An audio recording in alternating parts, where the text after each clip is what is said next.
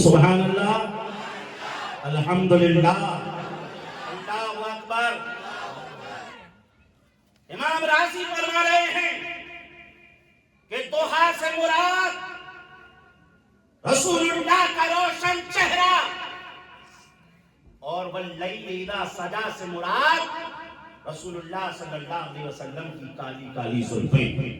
اللہ فرما رہا ہے حبیب تیرے چاند سے مخڑے کی قسم، واللیل اذا سجا، اور اے حبیب تیری کالی کالی زلفوں کی قسم، ما ودعک ربک وما قلی، نہ تمہارے رب نے تمہیں چھوڑا اور نہ تمہارے رب نے تمہیں ناپسند فرمایا۔ عزیزان محترم، اب یہاں سے اس سورت کے شان نزول کو بھی سمجھتے چلیں کہ یہ سورت کا شان نزول کیا ہے۔ تفسیر ابن کثیر کے اندر ہے۔ بات سمجھ میں آ رہی ہے؟ مائک کا تھوڑا سا ہی کو کم کر دے، بات سمجھ میں آ رہی ہے؟ بولیے سبحان اللہ، اور جی لگا کر بولیں سبحان اللہ، اور محبتوں سے بولیں، اور دل کھول کر بولیں۔ عزیزان محترم، یہ جو سورہ دوحا ہے یہ نازل کب ہوئی؟ کب نازل ہوئی؟ شان نزول کیا ہے؟ اس سورت کا قرآن شریف میں 93واں نمبر ہے، اور نزول کے اعتبار سے اس سورت کا 11واں نمبر ہے۔ اس سورت میں آیتیں بھی 11 ہیں۔ عزیزان محترم، ایک دفعہ ایسا ہوا کہ یہ جو وحی کا سلسلہ ہے یہ سلسلہ منقطع ہو گیا، وحی نہیں آئی۔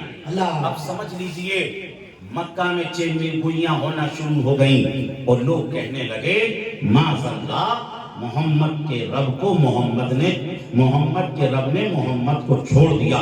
اس طریقے سے باتیں ہونے لگی۔ ہر ایک یہ کہہ رہا ہے کہ محمد کو محمد کے رب نے چھوڑ دیا، محمد کو محمد کے رب نے چھوڑ دیا۔ اس طریقے سے باتیں ہونے لگی۔ عزیزان محترم، اب ابن کثیر نے اس روایت کو لکھا ہے۔ کیا روایت ہے؟ حضرت خدیجہ الکبریٰ رضی اللہ تعالیٰ عنہ سرکار کی بارگاہ میں عرض کرنے لگی، یا رسول اللہ علیہ الصلوۃ والسلام، میں نے ایسا سنا، لوگوں کو ایسا کہتے سنا، اب کافی دن ہو گئے سرکار، وحی بھی نہیں آئی ہے، حضرت جبریل بھی تشریف نہیں لائے ہیں، یا رسول اللہ علیہ الصلوۃ والسلام، کہیں ایسا تو نہیں کہ رب ہم سے واقعی ناراض ہو گیا ہو، اللہ ہم سے ناراض ہو گیا ہو، اس لیے وحی کا سلسلہ منقطع ہو گیا۔ عزیزان محترم، جب حضرت خدیجہ الکبریٰ رضی اللہ تعالیٰ عنہا نے اس طریقے سے کہا، سرکار صلی اللہ تعالیٰ علیہ وسلم کا دل غمگین ہو گیا۔ عزیزان محترم، سرکار کا غمگین ہونا تھا، اللہ تعالیٰ نے سورہ والضحیٰ کو نازل فرمایا۔ آپ انداز دیکھیے، اللہ فرما رہا ہے والضحیٰ، اے محبوب تیرے چاند سے مخڑے کی قسم، واللیل اذا سجا، اے حبیب تیرے کالی کالی زلفوں کی قسم، ما ودعک ربک وما قلی، تمہارے رب نے تمہیں چھوڑا ہے اور نہ تمہارے رب نے تمہیں ناپسند فرمایا۔ نعرہ تکبیر، نعرہ رسالت، تاجدار عالم کانفرنس، سرزمین گوالیار، مسلک اعلیٰ حضرت۔ سرکار صلی اللہ علیہ وسلم کا چہرہ اللہ فرما رہا ہے والضحیٰ، آپ اس سے اندازہ لگا سکتے ہیں سرکار صلی اللہ علیہ وسلم کی شان۔ حضرت حسان فرماتے ہیں وَأَحْسَنُ مِنْكَ لَمْ تَرَ قَطُّ عَيْنِي وَأَجْمَلُ مِنْكَ لَمْ تَلِدِ النِّسَاءُ خُلِقْتَ مُبَرَّأً مِنْ كُلِّ عَيْبٍ كَأَنَّكَ قَدْ خُلِقْتَ كَمَا تَشَاءُ۔ حضرت حسان کہہ رہے ہیں یا رسول اللہ علیہ السلام، آپ کے جیسا حسین کوئی ہے ہی نہیں، اور ہو بھی کیسے یا رسول اللہ، آپ کے جیسا حسن والا کسی ماں نے جنا ہی نہیں۔ عزیزان محترم، اب کوئی یہاں اعتراض کر سکتا ہے کہ حضرت حسان نے تو پوری دنیا کو دیکھا نہیں، حضرت حسان نے تو پوری دنیا کے حسن کو نہیں دیکھا، پھر حضرت حسان کی بات کو کیسے مان لیا جائے، حضرت حسان کی بات کو کیسے تسلیم کر لیا جائے؟ واؤ، چلو حضرت جبریل علیہ السلام کی بارگاہ میں چلیں اور حضرت جبریل سے عرض کریں، حضور آپ نے تو سب کو دیکھا، آدم کی آدمیت کو بھی دیکھا، نوح کی شجاعت کو بھی دیکھا، دانیال کی محبت کو بھی دیکھا، داؤد کی خلافت کو بھی دیکھا، موسیٰ کا جلال بھی دیکھا،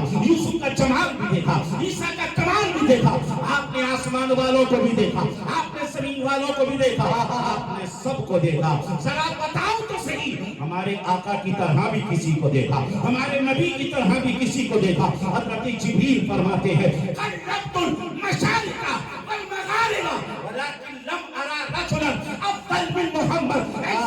करने वाले सुन, मैंने आसमानों को भी देखा, मैंने जमीनों को भी देखा, मैंने शिमाल और जुनूब को भी देखा, मैंने सारी कायनात को अलग कर पलट कर देखा, मगर जैसा मैंने मुस्तफा को देखा वैसा मैंने किसी को नहीं देखा। इसी की तर्जमानी बरेली के ताजदार इस तरीके से करते हैं, यही बोले सिदरा वाले चमने जहां के थाने सभी मैंने छाने डाले तेरे भाई का पाया। वाह वाह वाह, नारे तकबीर, अल्लाहु अकबर, नारे रिसालत, या रसूल अल्लाह, के आला हसन, जिंदाबाद जिंदाबाद, वाह नारे वाह, मुस्तफा, जिंदाबाद। नारे तकबीर, नारे रिसालत। अल्लाह फरमा रहा है वद्दुहा, ए महबूब तेरे चांद से मुखड़े की कसम, वल्लैली सजा, ए हबीब तेरी काली काली जुल्फों की कसम, मा वद्दाका रब्बुका वमा क़ला। ए हबीब ना तो तुम्हारे रब ने तुम्हें छोड़ा है और ना पसंद फरमाया। अजीजान मोहतरम, आगे की आयत क्या है? आगे अल्लाह फरमा रहा है वलल आखिरतु खैरुन लका मिनल ऊला। ए हबीब तुम्हारी आने वाली घड़ी, तुम्हारा आने वाला लम्हा अभी पिछले लम्हे से बेहतर है।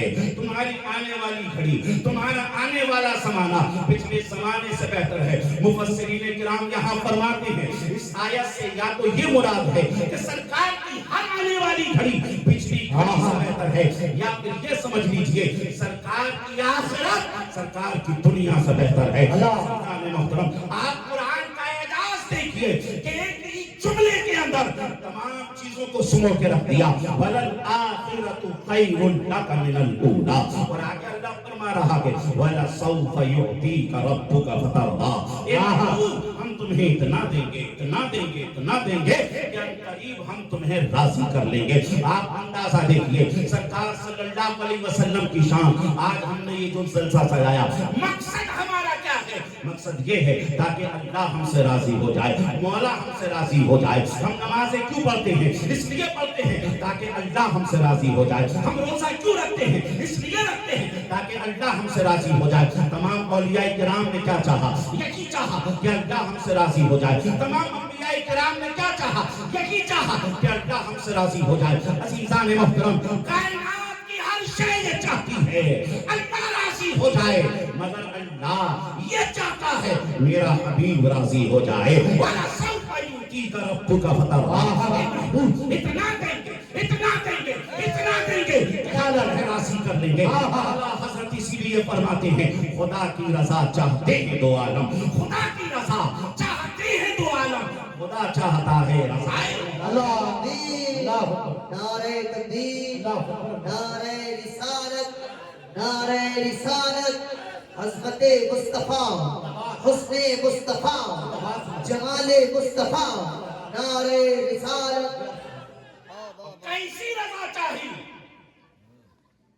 आपने कुरान शरीफ में पढ़ा होगा तहवील किबला का वाकया कि नमाज असर है, 2 रकात हो चुकी है। 2 रकात के बाद सरकार के दिल में ख्याल आया कद नरा तक़ल्लुब वजहिका फिस्समा वलनुवल्लियन्नका क़िबलतन तरदाहा। सरकार के दिल में ख्याल आया क्या ही अच्छा होता कि मुसलमानों का क़िबला खाना काबा हो जाता। सरकार के दिल में ख्याल आया 2 रकात हो चुकी है, अल्लाह ने आयत नासिल फरमा दी और फरमाया हबीब अब इबादत मेरी बाद में मुकम्मल होगी, लेकिन पहले तेरी मर्जी पूरी होगी। और नमाज नहीं हुक्म दिया हबीब, अगर मंशा और प्रोग्राम बना लिया है तो हबीब अब बैतुल मुकद्दस की तरफ से काबे की तरफ घूम जाएंगे। अज़ीज़ान मोहतरम, ये सरकार की शान, ये सरकार का मकाम। और आगे अल्लाह कुरान में फरमा रहा है अलम यजिदका यतीमन फआवा। अज़ीज़ान मोहतरम, آپ دیکھیں قرآن کا انداز دیکھیں.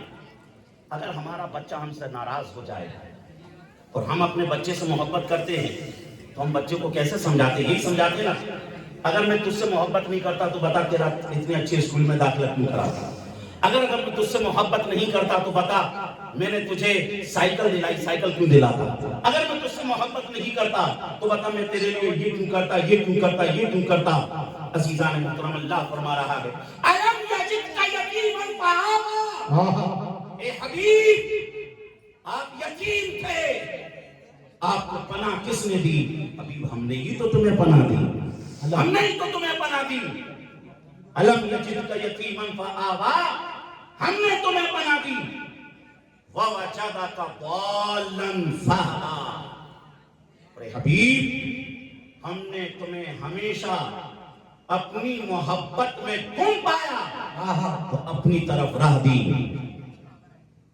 ووجدک عائلا فأغنیٰ، ووجدک عائلا فأغنیٰ.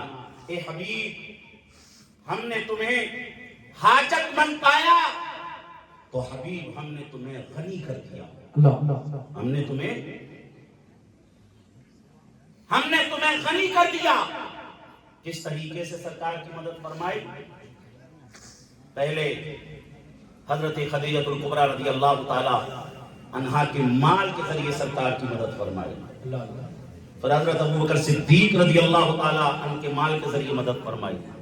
پھر حضرت عثمان غنی رضی اللہ تعالی عنہ کے مال کے ذریعے مدد فرمائی. پھر مال غنیمت کے ذریعے مدد فرمائی. الم یجدک یتیما فآویٰ ووجدک ضالا فہدیٰ ووجدک عائلا فأغنیٰ فأما الیتیم فلا تقہر. اے حبیب اب اگر کوئی سائل آئے،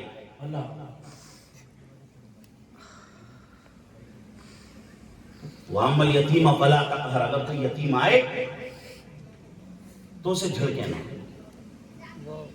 سرکار صلی اللہ علیہ وسلم کو فرمایا گیا اور اس میں سب کے لیے تعلیم ہے کہ یتیم کو سہارا دیا جائے.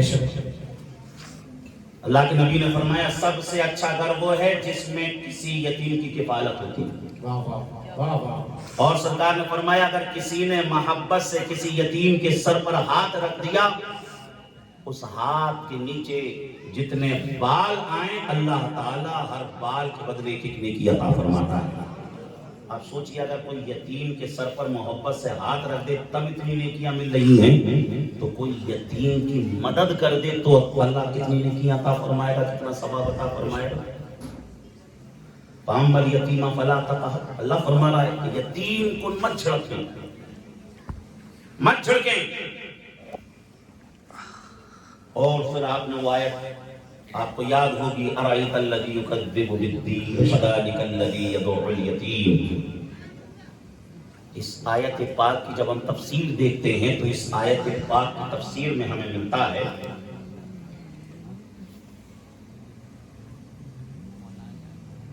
سرکار صلی اللہ علیہ وسلم کے زمانے میں ایک بچہ یتیم ہو گیا. اب اس کا کچھ مال تھا، لوگوں نے پلان بنایا تھا کہ مال اس کے پاس رہے گا تو تلف ہو جائے گا، ختم ہو جائے گا، کیونکہ ابھی یہ بچہ ہے. اور اگر کسی ایسے ویسے کو دے دیا تو وہ کھا پی کے برابر کر لے گا. تو کیا ہی اچھا ہوگا کہ کسی ایسے کو مال دے دیا جائے کہ مال سیف رہے، اور جب یہ بچہ اپنے مال کو استعمال کرنے کے لائق ہو تو اس کا مال اس کو واپس کر دیا جائے. بہرحال وہ مال ابو جہل کے پاس رکھ دیا گیا، اور بچہ جب بڑا ہوا تو ابو جہل کے پاس پہنچا اور کہا وہ میرا مال امانتاً تمہارے پاس تھا، وہ مال اب مجھے دے دو. ابو جہل کی نیت میں بھی کھوٹ آ گیا، اس نے منع کیا. اب بچہ قریش کے سرداروں کے پاس آیا اور ان سے کہا کہ ابو جہل میرا مال نہیں دے رہا ہے. اب ان لوگوں نے کیا پلان بنایا کہ اچھا نہیں دے رہا ہے تو جاؤ محمد صلی اللہ علیہ وسلم کے پاس چلے جاؤ، وہ تمہارا مال دلائیں گے۔ اللہ پلان سب نے کیا بنایا کہ ابھی یہ محمد صلی اللہ علیہ وسلم کے پاس جائے گا، اور محمد صلی اللہ علیہ وسلم ابو جہل کے پاس جائیں گے، ابو جہل مال نہیں دے گا تو ہم سرکار صلی اللہ علیہ وسلم کا خوب مذاق اڑائیں گے۔ اس طریقے کا انہیں پلان بنایا، اور اگر وہ نہیں گئے تب بھی ان کا مذاق اڑائیں گے۔ اس طریقے کا پلان، وہ یتیم سرکار کی بارگاہ میں پہنچا اور عرض کیا یا رسول اللہ ایسی ایسی بات ہے، تو سرکار کی شان اعلیٰ حضرت نے کہا واہ کیا جود و کرم ہے شہ بقا تیرا، واہ کیا جود و کرم ہے شہ بقا تیرا، نہیں سنتا ہی نہیں مانگنے والا تیرا، میرے کریم سے گر قطرہ کسی نے مانگا دریا بہا دیے ہیں، دربے بہا دیے ہیں۔ وہ یتیم سرکار کی بارگاہ میں آ کر عرض کرنے لگا یا رسول اللہ ایسا ایسا ایسا ایسا ایسا معاملہ ہے۔ اب اللہ کے نبی صلی اللہ علیہ وسلم نے فرمایا چلو میں تمہیں تمہارا مال دلواتا ہوں، اور سرکار صلی اللہ علیہ وسلم ابو جہل کے دروازے پر پہنچے اور ابو جہل کے خادم سے کہا کہ ابو جہل کو بلاؤ اور اس کا مال وہ واپس کرے۔ ابو جہل کو بلایا گیا، ابو جہل سے کہا کہ اس کا مال واپس کرو۔ ابو جہل نے دیکھا اور فوراً اندر گیا اور اس یتیم کا جو مال تھا وہ سارا کا سارا لا کر دے دیا۔ اب جب مال یتیم کا یتیم کے حوالے کر دیا، اب وہ جو ابو جہل اینڈ کمپنی کی جتنی بھی جو لوگ تھے وہ ابھی پلان بنا کر بیٹھے تھے کہ ابھی ہنسی اڑائیں گے، ابھی مذاق اڑائیں گے، ان کا تو سارا کا سارا پلان خراب ہو گیا۔ وہ سوچ میں پڑ گئے کہ ابو جہل نے مال کیسے دے دیا، ابو جہل نے مال کیسے دے دیا۔ اب یہ ابو جہل کے پاس آئے اور کہنے لگے تو تو کہتا تھا مال واپس نہیں کروں گا، کیا تو نے اپنا دین چھوڑ دیا یا تو نے مذہب تبدیل کر دیا؟